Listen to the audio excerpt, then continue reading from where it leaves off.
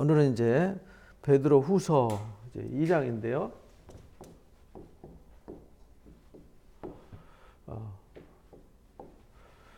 1장은 이제 신의 성품에 참여해야 된다. 마지막에 우리가 하나님 앞에 서려면은 우리가 그 신기한 능력으로 생명과 경건에 속한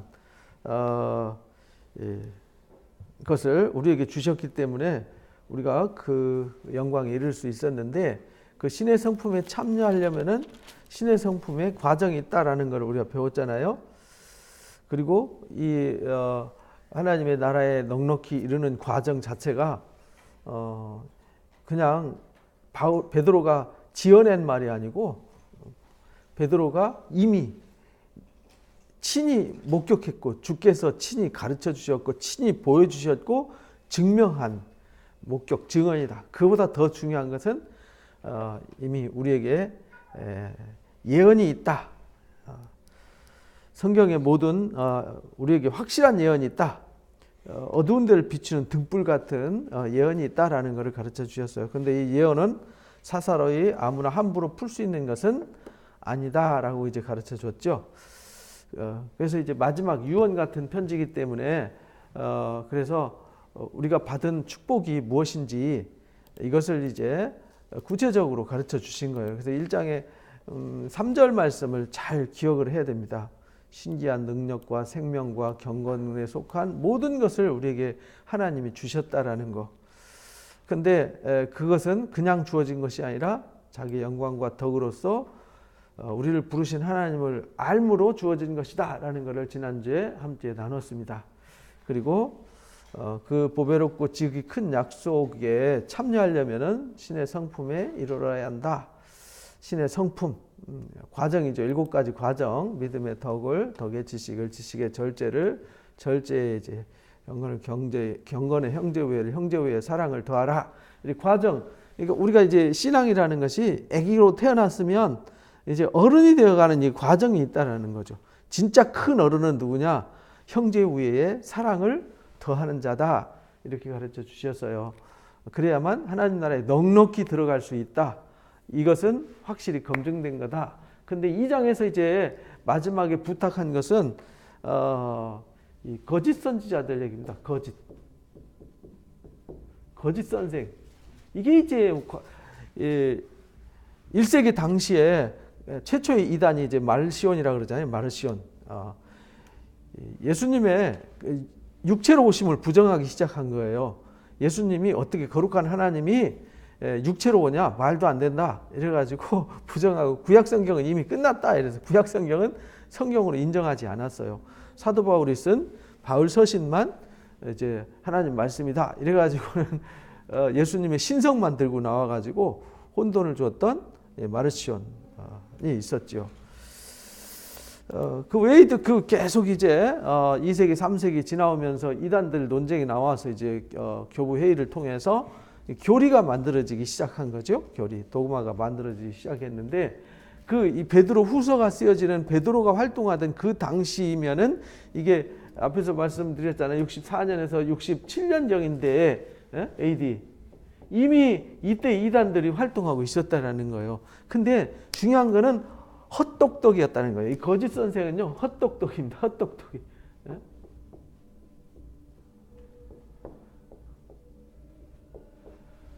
나름대로 성경을 읽어서 안다고 생각하고 지식이 있다고 생각했는데 그게 복음을 왜곡시키는 아주 심각한 사건이 되었다라는 것입니다.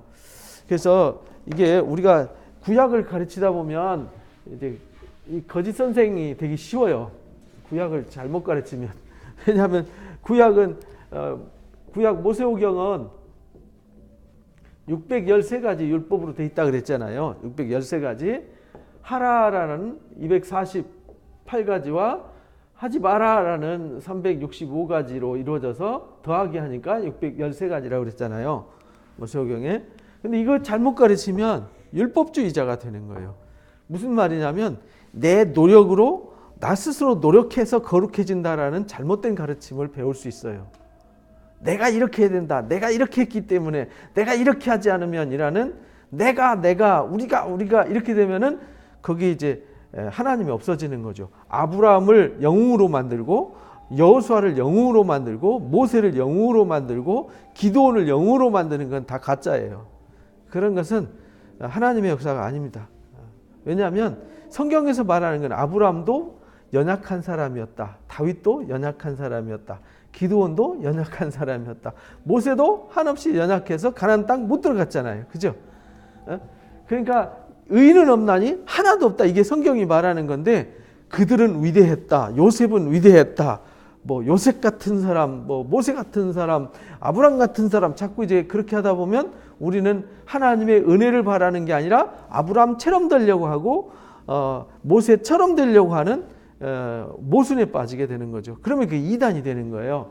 그래서 이제 바울이 베드로가 마지막 이 유언 같은 편지 쓸 때에도 거짓 선생들이 있었어요. 그래서 여기 그러나 백성 가운데 거짓 선지자들이 일어났었어요.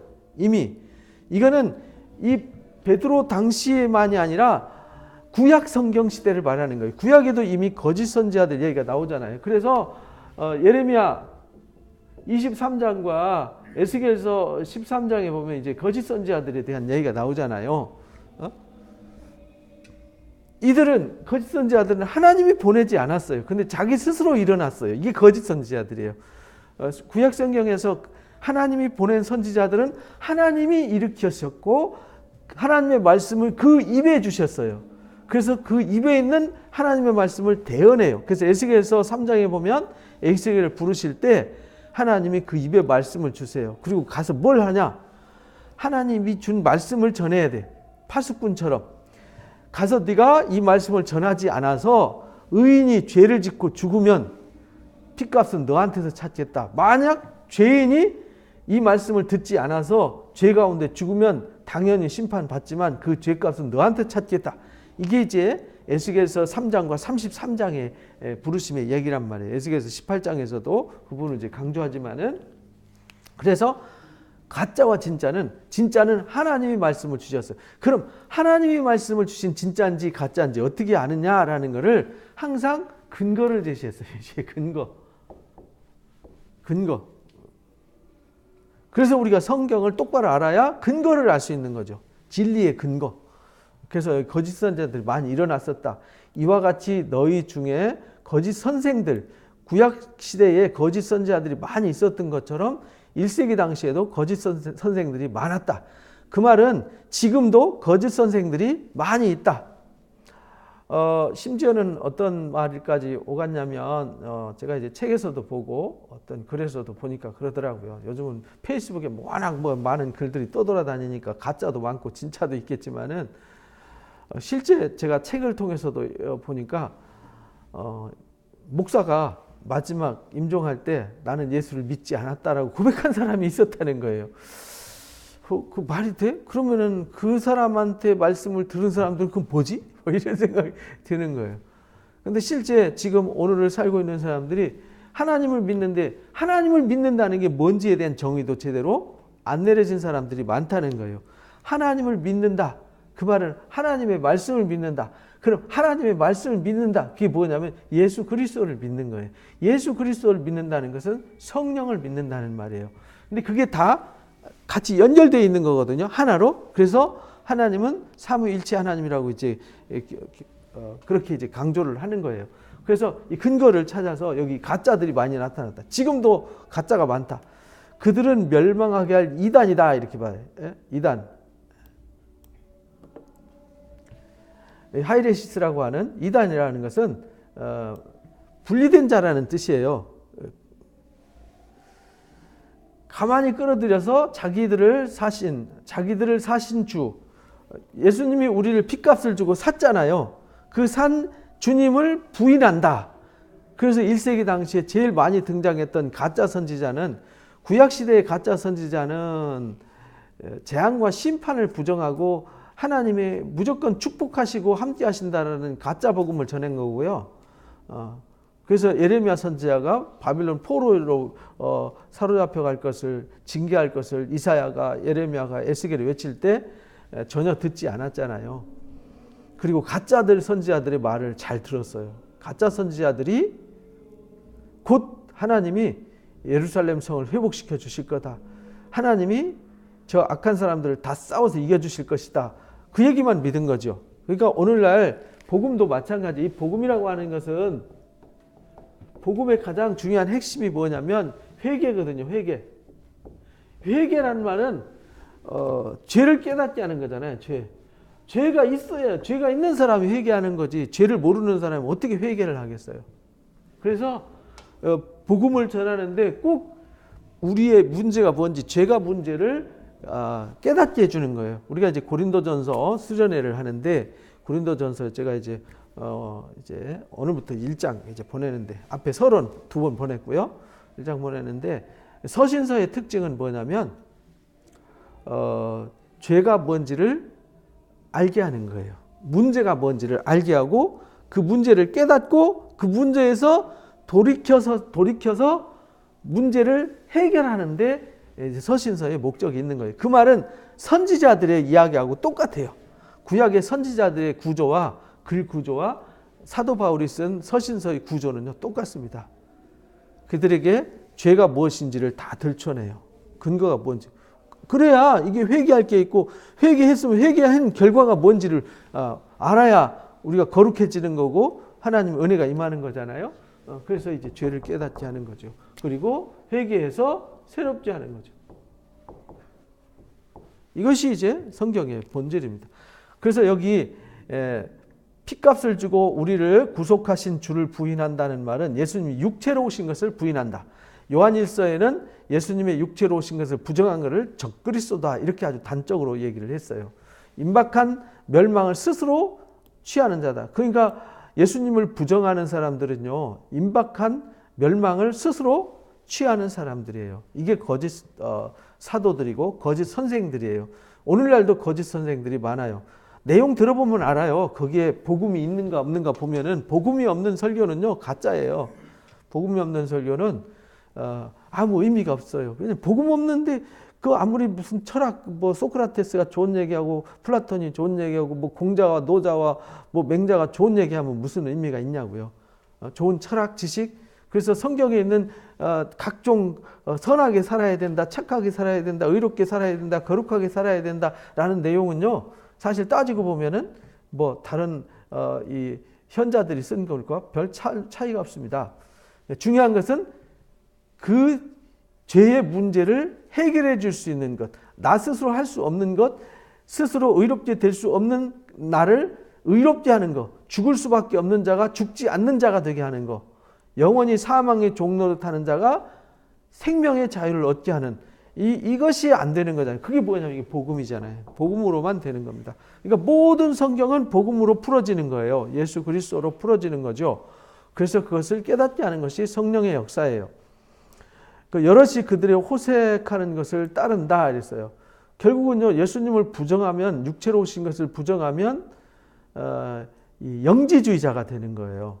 쉽게 말하면 영은 선하고 육체는 악하다 해가지고 원래 육체는 악한 거야 이래가지고 방탕하게 살아간다 이 말이죠.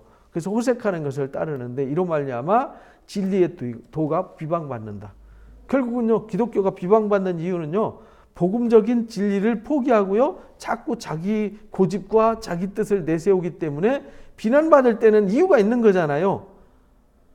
발람의 입을 들어서도요, 하나님이 깨닫게, 당나귀, 발람에게 미친 발람도 당나귀 입을 열어가지고 깨닫게 하시잖아요. 그러면 누가 비난하면요, 비난할 때에는 다 이유가 있는 거거든요. 그러면 빨리 회개하고 내려놔야 되는데 요즘 사람들은 내려놓을 줄을 모르죠. 그래서 진리의 도가 비방을 받아요. 잘못된 가르침을 따라가기 때문에. 예수님이 육체로 오신 십자가의 도를 부정하기 때문에.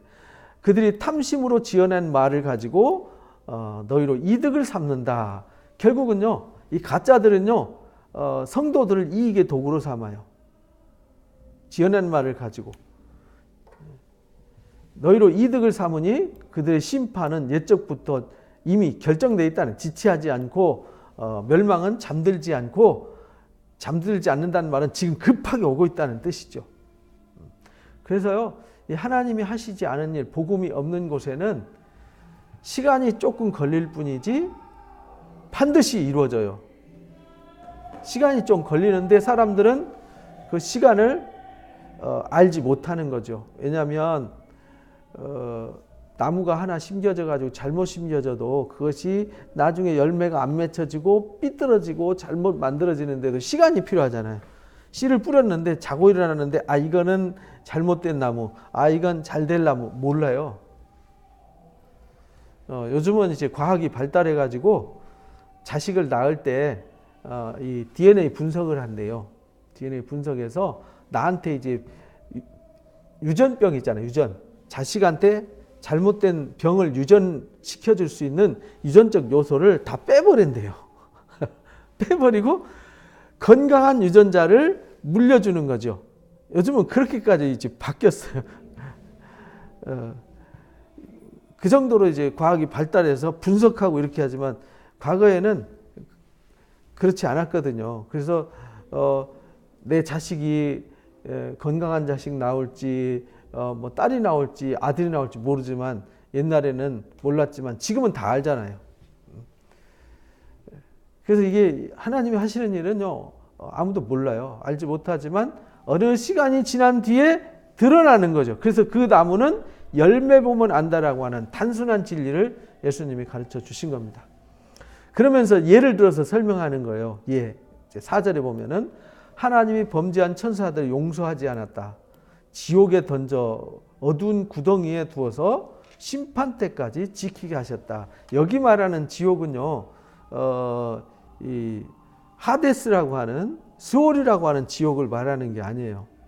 쉽게 말하면 이 사탄이를 하나님에게서 쫓아냈다. 그래서 요한계시록에 용이 하늘에서 있을 곳을 얻지 못해서 쫓겨난 상태를 말하는 거예요. 그래서 어두운 구덩이에 있어서 심판 때까지 지금 사탄이가 활동하고 있는 거잖아요. 그래서 심판 때가 되면 사탄이가 잡혀서 영원히 불못에 던져져서 심판으로 끝나는 거죠. 이게 이제 마지막 둘째 사망의 심판인데 이 둘째 사망의 심판 때 사탄의 역사가 완전히 끝나는 거거든요. 그때까지는 사탄이가 하나님과 함께 할 수 없어요. 그래서 하늘에서 이 세상으로 쫓겨나 버렸어요. 쫓겨나서 이 세상에서 이제 하나님 백성들을 괴롭히고 세상 사람들을 괴롭히면서 살아가는 존재가 된 거죠. 그래서 지옥에 던져서 어두운 구덩이에 두어 심판 때까지 지키게 하셨다. 심판 때까지 사탄이가 하나님 나라는 못 가요. 하나님 나라를 침범할 수가 없어요. 이제 거기서 쫓겨났어요. 계시록 12장 말씀대로. 그래서 옛 세상을 용서하지 아니하시고 의를 전파한 노아처럼 이렇게 말했어요. 그러니까 사탄이가 한번 쫓겨난 거로 끝나버렸잖아요. 다시는 사탄에게는 기회가 없어요. 이건 심판 받았어요. 그래서 이 어두운 구덩이에 지옥에 던져진 거죠. 그래서 마지막 심판 날을 기다리고 있는 거예요. 그것처럼 노아 때의 심판 얘기를 들어서 옛 세상을 용서하지 않았다. 죄악이 관영한 그 세상을 용서하지 않았다. 오직 의를 전파한 노아와 그 7 식구를 보존하셨다. 경건치 아니한 자들은 세상에 홍수를 내렸다. 그래서 의를 전파한 의를 결국은 믿지 않았다는 거죠. 의를 전파했는데 믿지 않았어요. 결국은 하나님이 하시는 일은 뭐냐면 하나님이 하시는 일, 하나님께서 하시는 일을 믿는 거, 이게 이제 의란 말이에요. 이게 이제 의. 하나님께서 하시는 일을 믿는 게 의예요. 내가 도덕적으로 윤리적으로 의롭게 되려고 의로워지는 게 아니라. 그런데 하나님께서 하시는 일을 믿는데 그 믿음으로 의롭게 된다는 뜻은, 그러면 하나님 나라를 하시는 일을 믿고 하나님의 의에 이르는 사람은 개판으로 살아도 되냐? 절대 그럴 수는 없지요. 왜? 하나님이 하시는 일 자체가 거룩한 거니까. 거룩한 일을 하시기 때문에 절대 부정하고 더러운 일을 하지 않죠. 그러니까 하나님이 하시는 일은 뭐냐면, 하나님이 이 땅에 선지자들을 보내고 아들을 보내고 사도들을 보내고 이 땅에 성막을 세우시고 성전을 세우시고 지금도 우리에게 예배케 하시는 하나님은 우리가 부정한 사람이 되게 하는 것이 아니라 하나님의 형상을 이루게 하는 거란 말이에요. 하나님의 형상을 이루기까지. 그래서 하나님의 형상을 이루는 그 일, 그래서 그 일을 위해서 이 땅에 선지자를 보냈어요. 그럼 선지자를 영접해야 되는 거잖아요. 그게 하나님의 일이에요. 그 일을 위해서 예수님이 이 땅에 오셨잖아요. 그래서 우리 죄를 짊어지시고 십자가에서 죽으셨잖아요. 그걸 믿어야 돼요. 그거 믿는 것이 우리가 의롭게 되는 거예요. 왜? 예수를 믿음으로 내가 죄가 없어지니까. 내 마음속에 불의와 죄악과 탐욕과 지고가 없어지니까. 그리고 이제도 성령을 보내시고 또 복음을 전하는 사람들을 보내시고 또 가르치는 선생을 보내주셔서 우리한테 가르쳐질 때 그걸 영접하고 그 말씀을 들음으로 그 말씀으로 가르침 받아서 그 말씀을 믿을 때 우리가 의롭게 되고 거룩하게 되는 거지 부정하고 더럽게 되는 게 아니에요. 그러니까 예수를 잘 믿으면 그러니까 이게 영지주의자들이 이게 1절 말씀이 이 얘기예요. 거짓 선생들은 성경을 기가 막히게 풀어요. 아주 대단한 지식을 전해줘요. 그런데 그 속에는 생명이 없어요. 생명이. 왜? 예수님을 부정하니까. 예수님 육체로 오신 걸 부정한다는 얘기는 하나님의 거룩하게 하시는 일, 속죄하는 일, 죄사함, 거룩하게 함, 변화, 능력 이것을 부정하는 거거든요. 그러니까 죄사함도 없고 거룩함도 없고 의롭게 함도 없고 새롭게 함도 없으니까 옛 죄가 그대로 있는 거죠. 그러니까 멸망받을 수밖에 없는 거란 말이에요. 그래서 노아를 가르친 이유는 노아가 의로운 일을 했어요. 그래서 의로운 일을 한 일에 참여한 그 7 식구 외에는 구원이 없어요. 다 심판받았어요. 이것이 하나의 심판의 표가 된다. 이 2장에서 강조한 거짓 선지자들의 특성. 천사도 악한 사탄이도 이 땅에 쫓겨나서 지옥에 던져졌다. 심판날이 대기하고 있다. 노아 때도 그랬다. 또 소돔과 고모라를 들어서 소돔과 고모라 성을 멸망하기로 결정했어요. 그래서 재가 되게 하셨죠. 유황불을 비오듯이 내려가지고 다 타워버렸단 말이에요. 후세에 이것이 경건치 아니한 자들에게 본을 삼으셨다. 그러니까 소돔과 고모라가 회개하지 않았어요. 그들이 음행과 그들의 탐욕과 그들의 정욕과 그들의 악함을 회개하지 않아서 결국은 심판받았어요. 그래서 마지막 때에 베드로후서가 거짓을 주의하라고 강조하면서 거짓 선생을 주의하라고 하면서 그 거짓 선생의 예를 3개를 들어 지금 설명한 거예요. 첫째는 사탄의 타락, 두 번째는 노아 때 홍수 심판을 받은 사람들, 그들도 자기 나름대로 똑똑한 사람 많았어요. 잘난 사람들 많았고요. 잘난치 않은 사람들 엄청 많았습니다. 노아보다 더 똑똑하고 잘난 사람 많았죠. 소돔과 고모라 성에 롯보다 똑똑하고 잘난 사람 많았지요. 근데 그들의 지식, 철학, 그들의 노력, 의지 뭐 아무 의미가 없다는 겁니다. 그래서 이 세상에서 구원은요 하나님만이 하실 수 있어요. 사람은 어떤 방법으로 구원할 수 없어요. 구원할 수 있는 길도 없어요. 방법도 불가능해요. 자기 스스로 해결하지 못하죠. 자기 문제도. 오직 하나님만이 구원할 수 있어요. 그래서 하나님이 하시는 일, 구원의 일을 믿으라. 그 믿는 것이 하나님께 나아가고 하나님의 그 어둠으로부터 건짐받는 일이라는 거죠. 그런데 그것을 하시는 일을 믿음으로만 된다. 그냥 믿기만 하면 된다는 거, 무슨 대단한 수고와 노력을 하는 게 아니라는 거죠. 아멘으로 하나님 말씀 믿고 그 말씀으로 살아가기만 하면 되는 거예요. 말씀을 믿고 말씀으로 행하는 게 믿음이잖아요. 말씀을 믿고 가만히 있는 건 믿는 게 아니에요. 믿었으면 그 믿음으로 행하는 것이 믿음이에요. 그래서 믿음과 행함은 분리되지 않아요. 근데 믿음이 먼저냐 행함이 먼저냐, 그건 아주 바보 같은 질문이죠. 믿음과 행함은 같이 동시에 이루어지는 일이지 우선순위는 당연히 믿음이죠. 믿어야 행하니까. 근데 행하니까 믿는 건 없어요. 뭔가 근거가 있어야 되잖아요. 근거를 믿고 행하는데 믿음과 행함이 분리가 안 되고 믿고 바로 행동이 이어질 때 그 믿음이 온전케 된다. 우리가 야고보 사도를 통해서 배운 거예요. 야고보서에. 그래서 소돔과 고모라의 본을 삼으셨다. 무법한 자들, 음란한 행실로 말미암아 고통당하는 의로운 롯을 건지셨다. 그렇다고 해서 롯이 완전하게 의로웠냐? 아니에요. 그 중에서 조금 천사들 음성 듣고요. 그 조금 의로웠다고 그들을 건지셨어요. 이는 의인이 그들 중에 거하여 날마다 불법한 행실을 보고 들음으로 의로운 심령이 상하기 때문이다. 그 말은 우리가 가증한 일을 보면 탄식하며 우는 자가 되어야 된다. 애통하는 자는 복이 있나니 그가 위로를 받을 것이요 라고 이제 말씀하셨잖아요. 산상설교에서.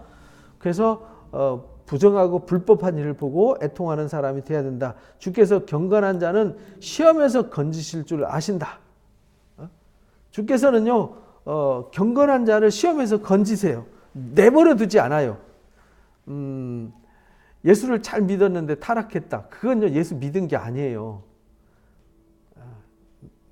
그런 질문을 제가 많이 받거든요. 아니 예수를 잘 믿었는데 그 사람이 타락했죠. 교회 안 나와요. 그럼 그 사람 구원 받아요? 못 받아요? 이래. 예수 믿는 사람은 반드시 구원을 받습니다. 절대적으로 구원 받아요. 그러나 예수 믿는 척한 사람은 절대 구원이 없습니다.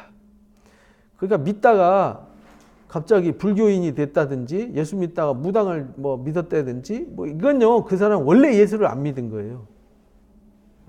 믿는 척하고 자기 감정으로 믿었다고 생각한 거지 진짜 믿어서 거룩한 변화와 거듭남을 입지 못했던 거죠. 그래서 우리가 예수를 믿으면 예수와 함께 뭐 해야 된다 그래요? 죽어야 된다 그러잖아요. 죽어야 다시 태어나는 거예요. 예수 믿는 건 죽고 다시 살아나는 게 이게 기독교의 가장 기초란 말이죠. 근데 성질 고약한 사람 보면은요 아직 안 죽었어요. 죽은 사람은 누가 죽었느냐? 온유하고 겸손한 사람이 죽었어요. 그래서 예수 믿는데 성질 고약하고 더럽다. 그 사람은 아직 변화가 안 됐거나 예수님이 그 속에 없어요. 그러니까 그 분별을 해야 돼요. 이게 분별을 못하면요 안 돼요. 막 혈기가 있고 보복을 하고 막 저주하고 이기적이고 탐욕적이고 그건 벌써 성령이 없다는 증거가 바로 나오잖아요. 그래서 경건한 자는요 시험에서 건질 줄 하나님 아세요. 불의한 자는요 그러나 형벌을 절대 벗어날 수 없어요. 심판을 벗어나지 못합니다. 그러니까 애통하는 자, 가증한 일로 탄식하며 우는 자, 그래서 인침받은 자들은요 절대 시온성산에서 떨어져 나가지 않아요. 특별히 육체를 따라 더러운 정욕 가운데 행하며 주관하는 일을 멸시하는 자들에게 반드시 형벌을 주시죠. 더러운 정욕을 행하고 주관하는 일을 멸시하는 자는요 예수를 지금 이 글을 쓰는 거는 안 믿는 사람한테 쓴 게 아니잖아요. 믿는 사람한테 쓴 거란 말이죠. 근데 그 중에 이 거짓을 분별하라고 가르치는 거란 말이죠. 그러니까 교회 안에도 가짜들이 많이 있다는 얘기입니다. 지금 기독교 간판 달고 있지만 가짜들이 많이 있다. 왜? 구약시대도 가짜들이 많았잖아요. 1세기 당시에도 가짜들이 많았잖아요. 지금도 가짜들이 많이 있습니다. 그건 모르지요. 진짜인지 가짜인지 분별을 해야 되는 거죠.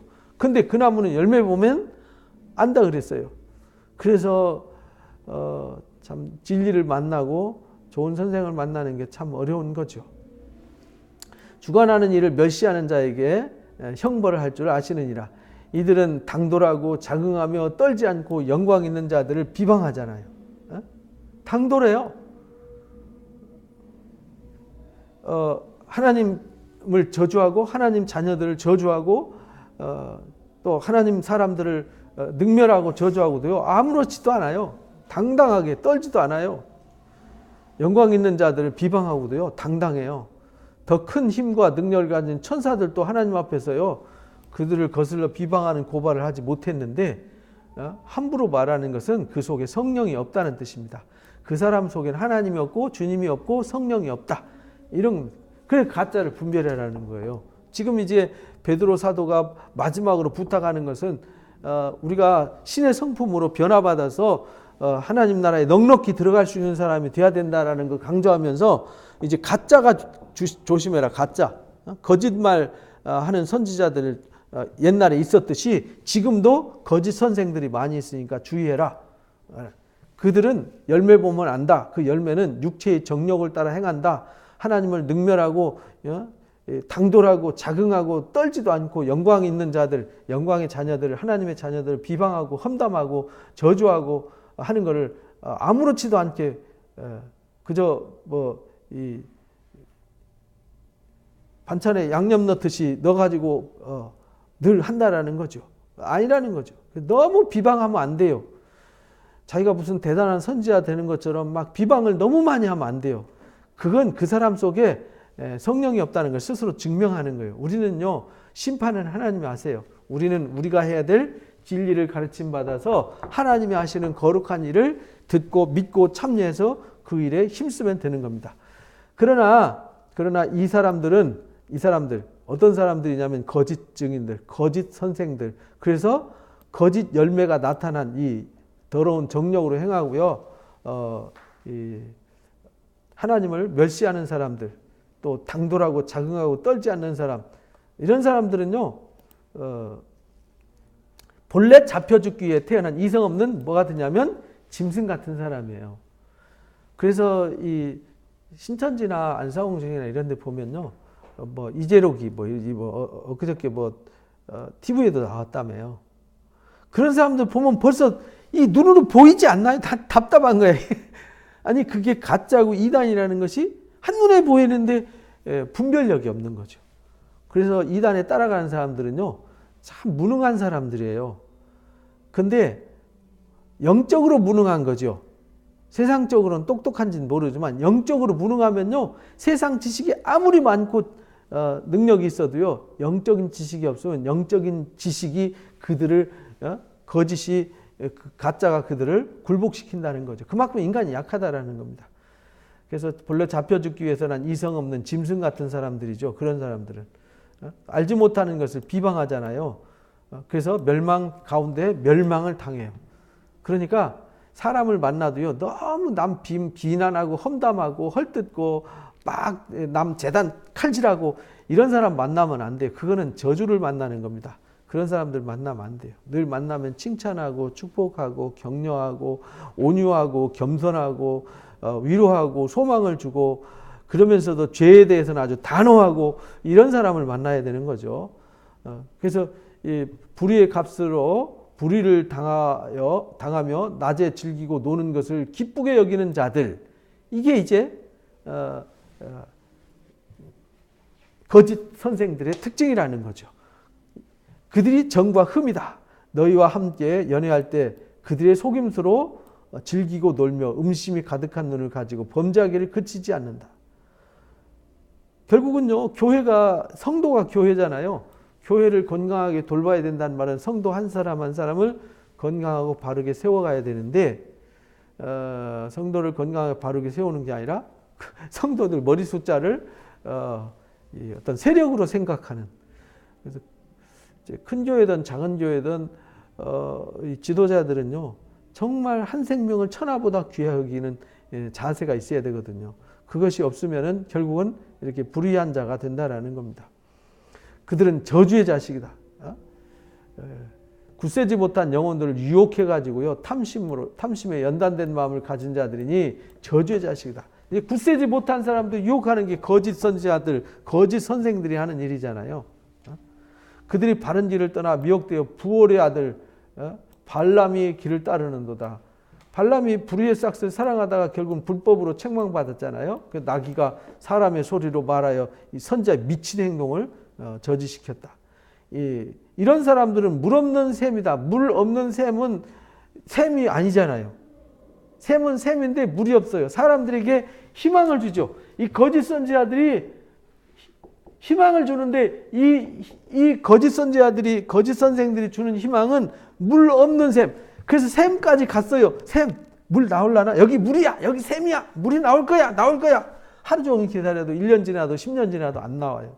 결국은 신천지 이만희가 영생 불사해 하지만은 물 없는 셈이라는 거죠. 나이가 지금 88세가 되는데 86세가 88세가 되는데 그거 이제 90 넘고 100살 되면은 이제 아무것도 못 하고 똥칠하다가 죽잖아요. 그럼 물 없는 셈이죠. 기다렸는데 죽어버렸어. 아무것도 아니잖아요. 거기선 영생 없어요. 구원 없어요. 거짓말이라는 거죠. 광풍에 밀려가는 안개래요. 이게 안개는 사막의 땅이나 광야에서는 안개가 생명이거든요. 근데 안개가 잠깐 동안에는 생명을 줘요. 식물한테 수분을 주고 유익을 줘요. 그러니까 거짓 선지자들도 뭔가 사람들한테 희망을 준다는 거죠. 야, 될 것 같아. 괜찮을 것 같아. 근데 아침에 광풍에 샥 밀려가면 아무것도 아니잖아요. 그처럼 가짜들은 희망을 외치고, 그래서 예레미야서 29장에 보면 하나님께서 예레미야를 통해서 가르치잖아요. 내가 말하는 것은, 너희들에게 말하는 것은 장래의 희망을 말하는 거야. 소망을 주려고 하는 거야. 너희들의 평안을 위해서 말하는 거야. 근데 가짜 선지자들은 2년 후에 돌아올 거라고 막 우기잖아요. 똑같이 소망을 외치지만 예레미야가 외치는 말씀은 환난과 고생의 물을 먹게 한다 이 말이죠. 환난과 고생의 물을 먹게 하지만 결국은 그들에게 은혜를 베풀려 합니다. 그게 이제 우리 요즘 새벽에 말씀 나눈 이사야서 30장 말씀이잖아요.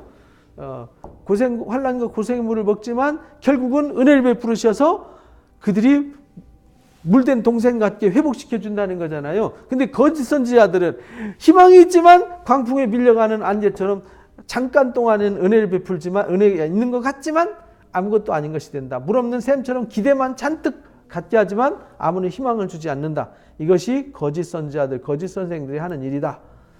그들을 위해서 캄캄한 어둠이 예비되어 있다. 그들을 위해서는요, 캄캄한 어둠이 예비되어 있어요. 이게 두려운 거죠.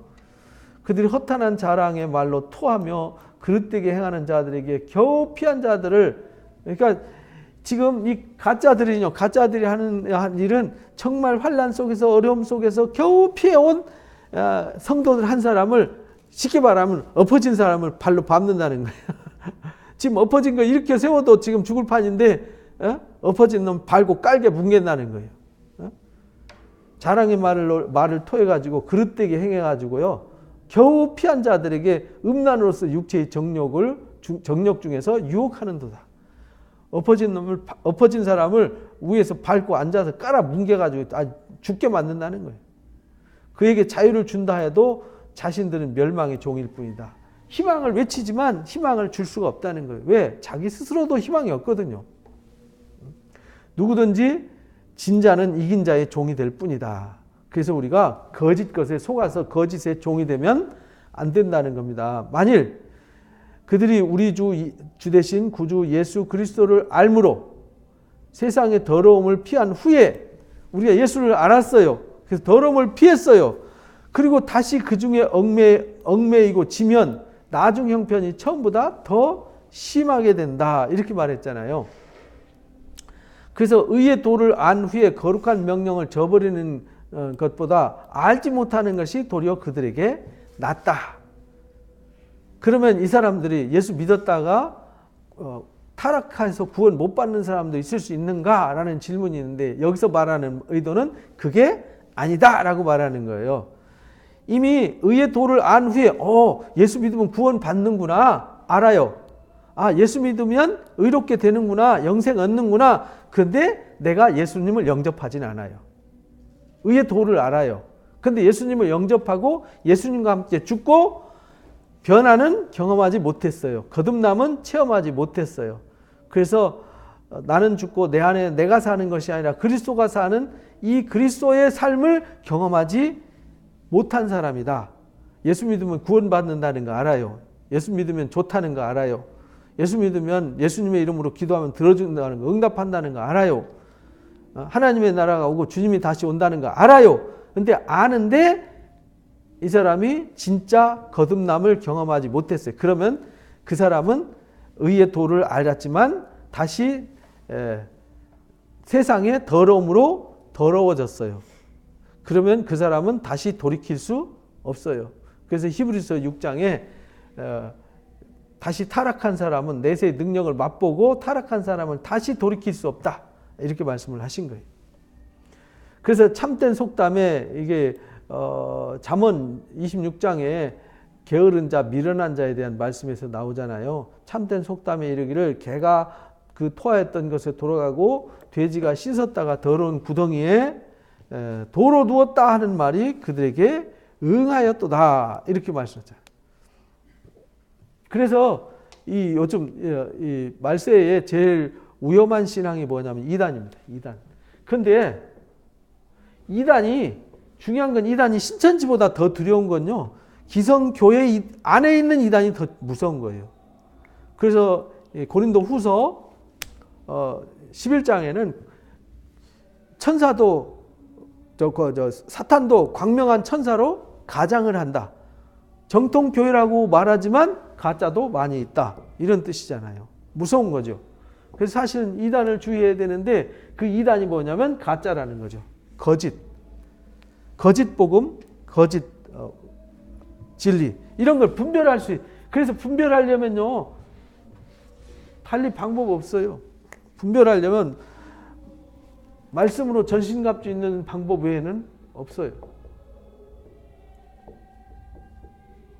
말씀으로 전신갑주 있는다는 말은 이 전신갑주라는 말은 인격의 변화를 말하는 거예요. 말씀으로 성경이 무슨 뭐예요? 성경으로 뭐 누더기 만들어서 옷을 입겠어요? 아니면 말씀 성경 백독했다고 성경 천독했다고 말씀으로 전신갑주한 건 아니라는 겁니다. 성경을 많이 읽은 거하고 전신갑주하고는 아무 상관없어요. 말씀을 믿어서 말씀이 내 안에 살아있어서 그 말씀이 내 마음이 되고 생각이 되고 뜻이 되고 말씀의 인격과 성품이 무장된 상태 이게 전신갑주거든요. 근데 말씀을 전신갑주하니까 성경만 많이 암송해. 성경 암송 많이 하고 성경을 많이 읽었다고 변화? 아니에요. 성경 많이 뭐 나누어서 무슨 대단한 지식 가지고 있다고 전신갑주? 아닙니다. 하는 행위를 보면 압니다. 누가 봐도 저건 아닌 것 같은데 하면 아닌 거예요. 저건 좀 아닌 것 같은데 사람이 봐도 아닌 거는 하나님 볼 땐 더 아닌 거죠. 그래서요 진리는 항상 겸손하고 온유하고 진실하고 정직하고 공의롭고 정의롭고 항상 그 주제를 잃어버리면 안 돼요. 그래서 우리는 누구하고 신앙이라는 건 누구하고 비교하는 것도 아니고 누구하고 대결하는 것도 아니에요. 뭐 우리 교회가 다른 교회하고 비교해서 우월하다. 아니 그것도 아니에요. 우리 교회는 그냥 진리를 가르쳐서 진리로 세워갈 뿐이에요. 누가 어떻게 하든 그거 상관할 필요 없어요. 어떤 상태든 상관할 필요 없습니다. 우리는 나는 나의 말씀을 듣고 내가 하나님의 말씀으로 무장하고 변화받아서 내가 하나님의 평안과 은혜 안에 있고 내가 하나님의 영광을 목격하고 그 영광 안에 살아가면 되는 것이죠. 그래서 우리가 이 거짓에 속으면 안 된다라는 것을 가슴에 새기고요. 거짓이 없는 복음으로 무장해서 마지막 때 베드로가 얼마나 애타는 마음으로 이 말씀을 나눴겠어요. 이 말씀을 가슴에 새기고 가짜에 속는 것 정말 위험하다. 마지막에 베드로가 애가 타는 마음으로 외친 거예요.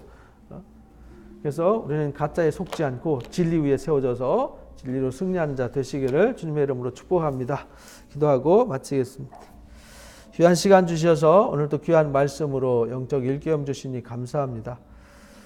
가장 무서운 것은 가짜입니다. 거짓입니다. 가짜와 거짓에 속으면 심판과 멸망 외에는 아무것도 없습니다.